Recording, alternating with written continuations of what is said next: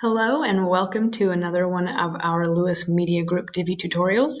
This, I hope, is one of the first ones you're going to watch because it shows you a little bit about Divi, how it works, and the visual builder, and then we'll go more in depth in the other videos.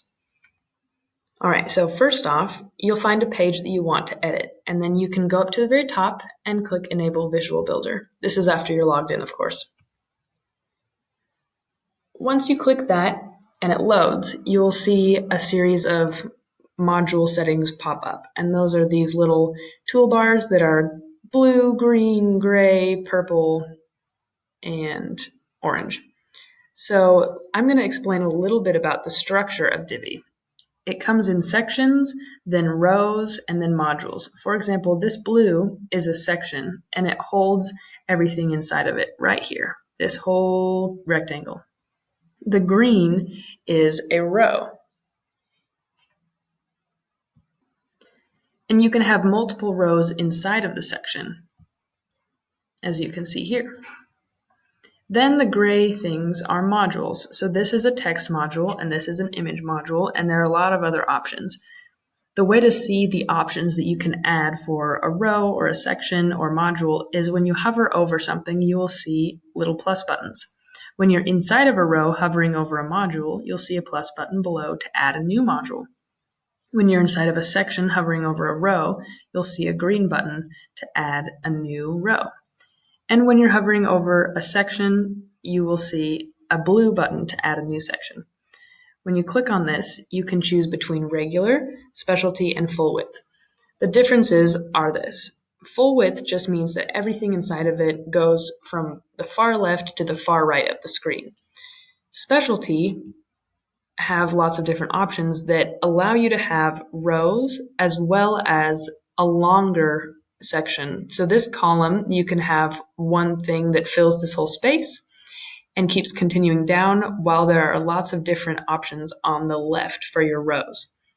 And you can see this has a sidebar on the right. This one has a sidebar on both sides. This has two sidebars. So these are just different formats that might help you, but most of the time, what we will do is add a regular section, and those are blue, and that simply means that you can put rows inside of them.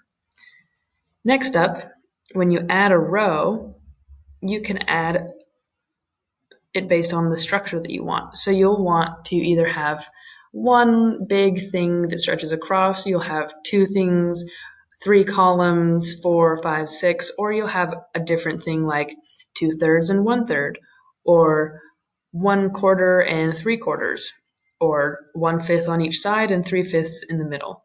This just means that maybe you have an image here and text on the side, or text here and nothing on the side, or it just depends on how you want to lay out your page. See, for example, the structure of this row is visible here, and it's a 2/3, 1/3. And then when you want to add a module and you click on the gray button, you have lots of options to choose from. But the easiest things to look for are text, and you can type that in here. So a text module is very popular, as well as an image, just like this. And then I also often use blurbs, and that includes an image, a title, and the body paragraph. And the image can also be swapped out for an icon, but we'll talk more about those another time. So that's the basics of looking at the page structure, and then you'll understand a little bit better what the other options do. So when you go in and you want to edit this text, say you want to add a column, maybe you want to add the text twice.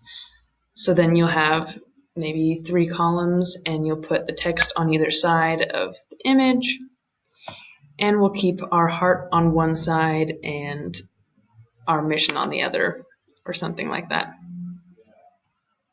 Then we can go in here and delete any extra text that we don't want and save those changes.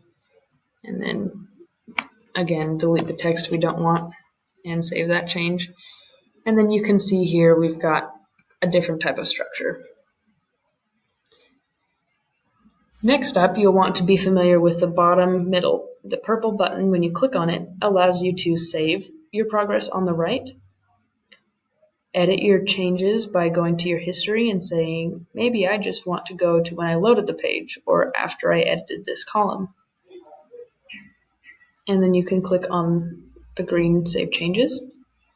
And then on the left, it also has an option to see your page on what a tablet would look like, or even a phone. Often phones are a little bit smaller than this, but it gives you a good idea of what it might look like. Let's go back to desktop mode. So that is some of the basic structure, and then next we'll be talking about how to actually edit the text or the images or things along those lines. Until then, I'm going to click Exit Visual Builder, and I'm not going to save my changes, but it would normally prompt you and say, do you want to discard or save and exit? And I would have chosen discard. That's it for this one. See you next time.